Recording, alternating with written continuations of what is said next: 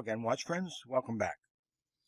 Ever since I obtained this beautiful, exclusive FP Journe piece, I've been planning to do a full review of it. However, as often happens, one thing or another has delayed that endeavor, so I thought I'd just do a short preview of the Cronometre Souveraine Boutique Edition Reference CS. A full review will be forthcoming soon, I hope. FP Journe is a member of the small, elite club of high-end watchmakers. His horological creations have earned praise and respect for the last 25 years, ever since he created his first tourbillon in 1991.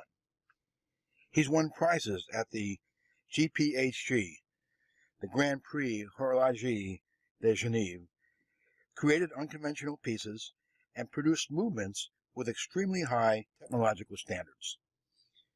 What makes this timepiece special is the attention to detail on the dial, the movement, and case, which is made of noble metal, 18-karat rose gold here, and being an exclusively boutique-only example. The Cronometre Souveraine comes in a variety of flavors, or should I say, dials and colors. Here you can see a beautiful white dial version with a platinum case. Another stunner, owned by Bill Sanders. I find my black dial with the gold case especially striking, and it's the pinnacle of my collection. I really don't care if it's considered Journe's entry-level piece. I own several other timepieces with that moniker. The Jaeger-LeCoultre Master Control Sector, the H. Moser & C. Endeavor Small Seconds, and the Parmigiane Calpa. If nothing else, it's a smart watch collecting strategy to buy the low tier of a high-end brand, especially if you can get it on the alternative market for a fraction of the retail price.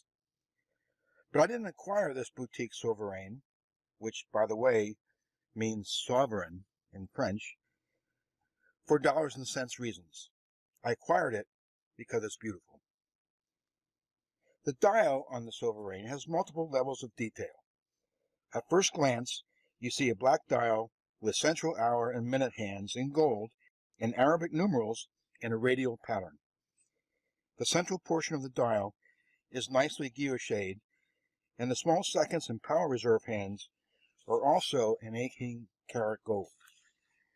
Looking more closely, and maybe requiring a loop, you see that the small seconds and power reserve dials have circular graining.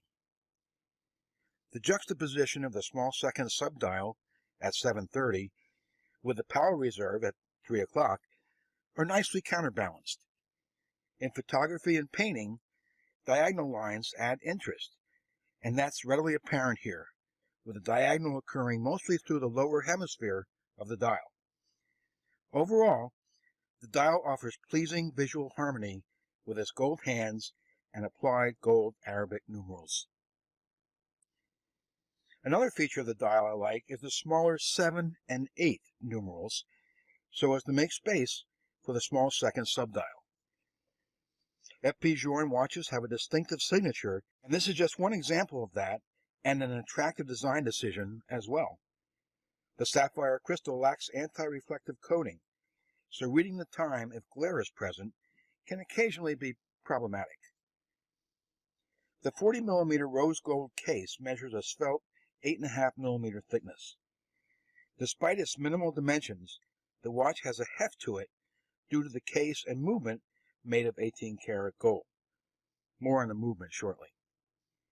A relatively short 47mm lug-to-lug distance ensures the watch fits nicely on the wrist, and the brown gaiter strap is both soft and comfortable. The small knurled crown makes winding this watch quite enjoyable. There is something about engraving in gold, which you can see on the perimeter of the case back, the pin buckle, and on the movement itself. Once again, showing attention to detail, the signed pin buckle in 18-karat gold is attractive in its own right. I think the horological star of the show here is the caliber 1304 movement that can be seen through the exhibition caseback. In-house, of course, this manual wind movement is equally as stunning as is the dial.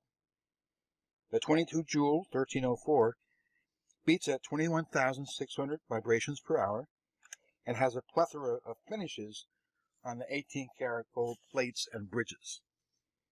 These include sunburst patterns, circular graining, wave decoration, perlage, and Geneva striping. A pair of mainspring barrels work in parallel to deliver a linear and stable supply of power. Journe states a minimum of 56-hour power reserve. Just a brief word on the unconventional reserve de marche complication, which is designed to show the amount of remaining stored energy by indicating the tension on the mainspring. One would expect that when fully wound, the reserve hand would display full, or 56, and then decrement as the power is depleted. On the contrary, the reserve display shows 0 when fully wound and indicates 56 when the power is exhausted.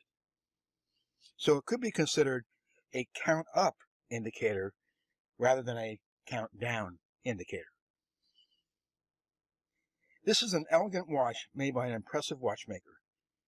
It's no wonder that FP Journe won the 2005 Men's Watch Prize in the GPHG for this line.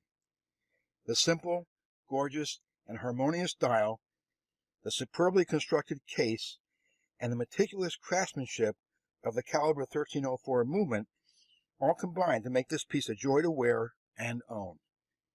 Plus, I'm a real sucker for black dials and rose gold cases, it seems. Well, that's my FP Journe Cronometre Souveraine Boutique Edition. I hope you've been able to see why it's such a handsome and well-made piece, and why I like it so much. Please consider subscribing to my channel if you like this video and want to see more. Thanks for watching, and I'll see you next time.